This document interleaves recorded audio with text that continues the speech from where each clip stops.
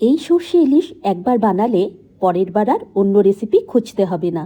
চলুন তাহলে দেখে নেই আমি কিভাবে খুব চটজলদি সর্ষে ইলিশ বানিয়েছি। আমি এখানে গাদা আর পেটি করে 2 পিস ইলিশ মাছ নিয়ে নিয়েছি। এবার এতে আমি নুন আর হলুদ ভালোভাবে মাখিয়ে নেব। নুন আর হলুদ ভালোভাবে ইলিশ মাছের পিসের মধ্যে মাখিয়ে নিলাম। কড়াই বসিয়ে দিয়েছি, কড়াই গরম হয়ে গেছে। এবার আমি এতে দিয়ে দিচ্ছি সর্ষের তেল। সর্ষের তেলটাকে ভালোভাবে গরম করে নিয়ে আমি একটু কড়াইয়ের চারপাশে লাগিয়ে নিচ্ছি, যাতে মাছগুলো দিলে কড়াইয়ে না লেগে যায়। নুন হলুদ মাখিয়ে রাখা মাছগুলোকে এবার আমি দিয়ে দিচ্ছি। ইলিশ মাছ বেশি ভাজতে হয় না, তাই জন্য আমি খুব বেশি কড়া করে ভাজবো না। প্রথমে আমি গ্যাসের ফ্লেমটাকে হাইয়ে রেখে এক পিঠ ভেজে নিয়েছি। এক পিঠ হালকা ভাজা হয়েছে। এবার আমি মাছের পিসগুলোকে উল্টে দিলাম। ইলিশ মাছ কিন্তু বেশি কড়া ভাজলে এর টেস্ট নষ্ট হয়ে যায়। এবার আমি দিয়ে দিচ্ছি অল্প একটু কালো জিরে। আমি মাছগুলোকে আর কড়ার থেকে নামাবো না, এর মধ্যে আমি কালো জিরেটাকে দিয়ে দিলাম। কালো জিরেটাও আস্তে আস্তে তেলের সাথে ভেজে নিতে হবে। এবার মাছের পিসগুলোকে আবার একটু উল্টে দিলাম। এখন আমি এর মধ্যে দিয়ে দিচ্ছি 4টে কাঁচা লঙ্কা। কাঁচা লঙ্কার গন্ধ কিন্তু ইলিশ মাছে খুব সুন্দর আসে, তাই এই সময় কাঁচা লঙ্কাটা তেলের মধ্যে দিলে তার ফ্লেভারটা পুরোপুরি ইলিশ মাছের মধ্যে চলে আসে।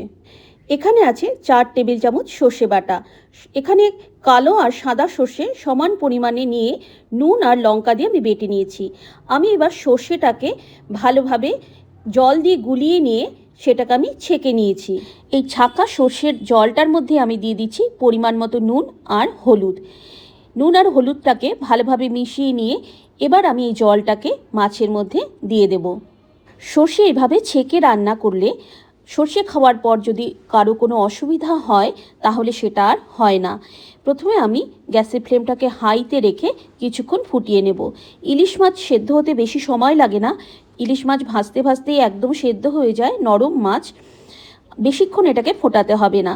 ঝোলটা একটু গাঢ় হয়ে আসলেই আমি এটাকে গ্যাসের ফ্লেমটাকে বন্ধ করে দেব। ঝোলটা অনেকটা শুকিয়ে এসেছে। এবার আমি গ্যাসের ফ্লেমটাকে অফ করে দেব।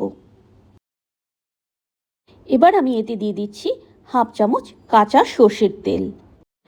রান্না পুরোপুরি কমপ্লিট। এবার আমি এটাকে সার্ভ করে দিচ্ছি। একবার বাড়িতে এইভাবে রান্না করবেন। গরম ভাতের সাথে এই সর্ষে ইলিশ একদম অসাধারণ। আর যদি আপনার এই রান্নাটা ভালো লাগে অবশ্যই আমাকে কমেন্ট করে জানাবেন। আর আমার চ্যানেলের রান্নাগুলো যদি আপনাদের ভালো লাগে লাইক, কমেন্ট এবং সাবস্ক্রাইব করে পাশে থাকবেন।